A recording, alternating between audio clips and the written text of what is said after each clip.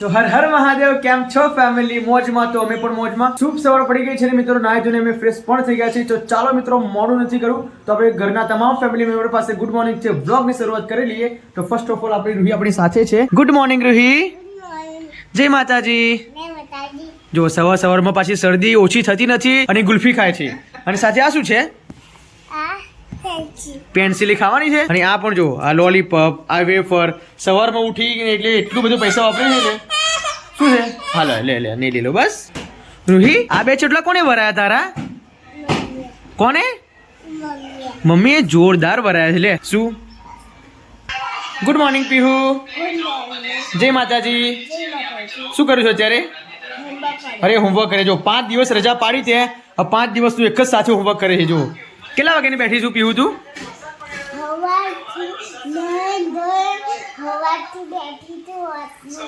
અચ્છા 11 વાગી ગયા છે, છતાંય પણ હજુ લેસન પત્યું નથી. કેટલું લેસન કર્યું બતાવો. જુઓ તો, અરે બાપ રે બાપ. અને સાથે આ ભાઈ ડ્રગ્સ ખાય છે નહીં? જોડે ડ્રગ્સ ખાવાની એક બાજુ અને એક બાજુ હોમવર્ક કરવાનું. Good morning mummy. Good morning. જય માતાજી. જય માતાજી. અમે શું બનાવ્યું આજે?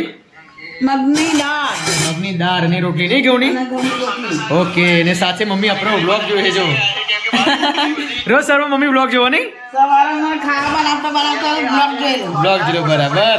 તો એવરી ડે મિત્રો, કે જ્યારે પણ હું સવારે 8 વાગે કે 9 વાગે બ્લોગ મૂકું છું, જ્યારે મમ્મી રસોડામાં કામ કરતી હોય યા કે ખાવાનું બનાવતી હોય તો મારો બ્લોગ ચાલુ કરીને મમ્મી જોવે અને એક બાજુ ખાવા બનાવે અને એક બાજુ આપણો બ્લોગ જોવે છે.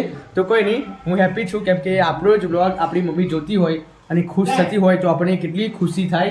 તો મિત્રો, આજે છે 3જી તારીખ અને રવિવાર છે, તો દરેક મંદિરે આજે જવાનું છે મારે.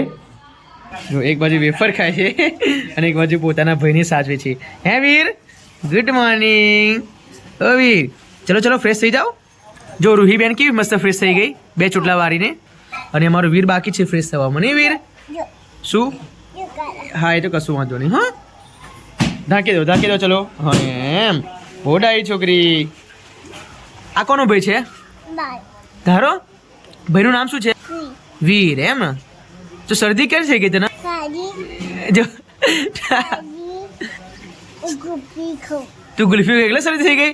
જો કે ડાઈ કહેવાય. 11:30 વાગી ગયા છે. મમ્મી હજુ કેટલી વાર ખાવા બનવામાં? આ દાળ વઘાર દઉં પછી એટલે રોટલી જ બનાવવાની છે. હજુ રોટલી બનતા પણ 15-20 મિનિટ લાગશે નહીં? વાર તો લાગે જ ને બેટા.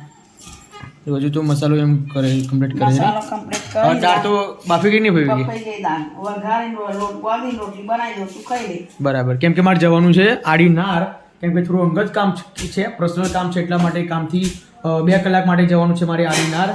તો ત્યાં કંઈ વચ્ચે કંઈ નાસ્તા જેવું હું કરતો નથી કોઈ દિવસ, તો એટલા માટે મમ્મીને કહું છું કે રોટલી ને મગની દાળ મારા માટે બનાવી દો, જે કદી હું નાસ્તો કરીને જમીને જઉં. બરાબર મમ્મી? અને મસ્ત તે દિવસ બનાવી હતી મમ્મી, એવી જ બનાવજો. હા, જો મારો વીર તો કેવો શાંતિથી ઊંઘી રહ્યો છે. વીરો, ઓ વીરો, કેટલો શાંતિ. એની મમ્મી સવારની કામ કરે છે પણ થોડું ખવડાવે છે પછી મૂકી દે છે, પણ હજુ લગી મેં રડતો જોયો નથી વીરને. થોડું રડે પણ એટલા બીજા છોકરા જેટલું એમને હેરાન કરતો નથી, કારણ કે જે પણ કામ હોય એમને કરવા દે છે.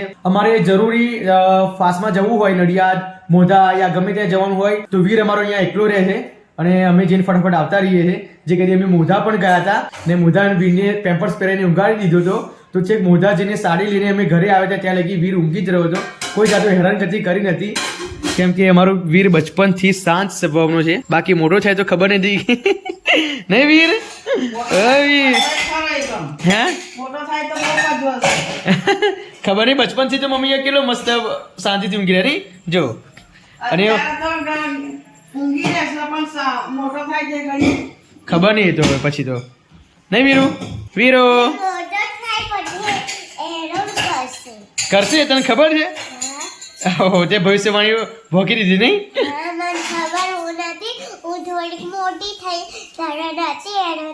એ તું નાની હતી તો શ્વાન સ્વભાવની હતી? તું નથી હેરાન કરતી? પછી મોટી છે પછી હેરાન કરે નહીં? બોલો કેવું કહેવાય.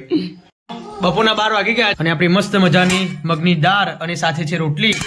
તો આપણે ફટાફટ જમી લઈએ. આ છે મારું પીરસી પીલી દાળ. જો પીહુ માટે અલગ છે.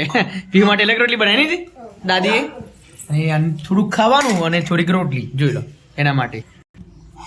તો ચાલો મિત્રો જમી લઈએ. સો પ્લીઝ બ્લોગમાં કન્ટિન્યુ બનાવી રહેજો, ત્યાં લગી અમે ખાઈ લઈએ, કેમ કે તગડી ભૂખ લાગી છે અને બપોરના 12 વાગી ગયા છે. તો તમને ખબર છે કે બપોર પછી બહુ જ ભૂખ લાગે, તો ફટાફટ આપણે જમી લઈએ પછી મળીએ. હજુ બપોરના 1:30 વાગે છે અને અત્યારે મારે તમને મેં કીધું હતું હમણાં બપોરે કે અત્યારે મારે થોડું બહાર જવાનું છે, કેમ કે થોડું અંગત પર્સનલ કામ છે. તો એ કામ પતાવીને મિત્રો હું ઘરે પાછો આવીશ, કેમ કે 2 કલાકનો સમય લાગશે. 2 કલાક પછી હું વાપસ પાછો આવીશ. પણ સવારની 8 વાગ્યાની મારી પીહુ જો બેઠી છે ત્યાં હોમવર્ક કરવા માટે. બાકી જમવા ઊભી થઈ હતી, પછી ત્યાં હવે ઊભી થઈ નથી અને 5 દિવસનું એક ભેગું લેસન કરે છે મારી પીહુ. રૂહી થાકી નહીં ગઈ પીહુ તું? કેમ? મેં કેટલી બુકો કરી છે તો ઇંગ્લિશ મેથ્સ ઈવીએસ 3 બુકો કરી 3 બુકો કરે કેમ? ઓકે, તો ચાલો મિત્રો મોડું નથી કરું, મારે જવું છે તમને કીધું તું આડીનાર. તો મળીએ 2 કલાક પછી, કેમ કે ત્યાં આગળ બ્લોગ શૂટ થાય એવો નથી. તો શક્ય હશે તો કરી દઈશ, પણ કોઈ નહીં, મળીએ થોડી વાર પછી.